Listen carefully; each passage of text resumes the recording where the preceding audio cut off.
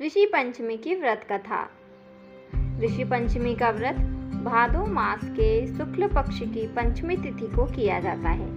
यह व्रत सप्तऋषि को समर्पित है। इस व्रत में महिलाएं सप्तऋषि की पूजा करती हैं। इस व्रत के पीछे की कथा कुछ इस प्रकार है। ऋषि पंचमी की कथा।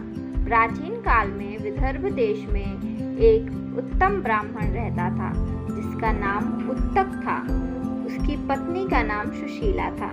उनके 2 बच्चे थे, एक बेटा और एक बेटी। जब उनकी बेटी विवाह योग्य हुई तो उन्होंने उसका विवाह एक नेक ब्राह्मण के साथ कर दिया। कुछ समय बाद उत्तक का बेटा भी विवाह करके अपने परिवार के साथ रहने लगा। दुर्भाग्य से उत्तक की बेटी विधवा हो गई और अपने मायके लौट आई। एक दिन जब वह सो रही थी, उसकी माँ सुशीला ने देखा कि उसके शरीर पर कीड़े रेंग रहे हैं। यह देखकर वह बहुत परेशान हुई और अपने पति उत्तक को जगाकर सारी बात बताई।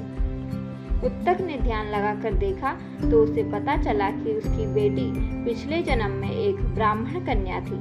मासिक धर्म के दौरान उसने बिना किसी को बताए घर का काम किया और बर्तनों को भी छुआ, जिससे धर्म का अपमान हुआ। इस पाप के कारण ही उसे इस जन्म में यह दंड मिला था। उत्तक ने अपनी बेटी को बताया कि अगर वह सभी पापों से मुक्ति पाना चाहती है तो उसे ऋषि पंचमी का व्रत करना चाहिए। उसने उसे ऋषि पंचमी के व्रत का विधान भी समझाया। उत्तक की बेटी ने अपने पिता की बात मानकर ऋषि पंचमी का व्रत किया।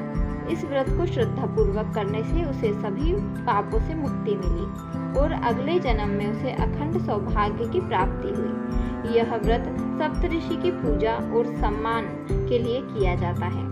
ऐसा माना जाता है कि इस व्रत को करने से जाने अनजाने में हुए जो सारे पाप हैं उनसे मुक्ति मिलती है। धन्यवाद।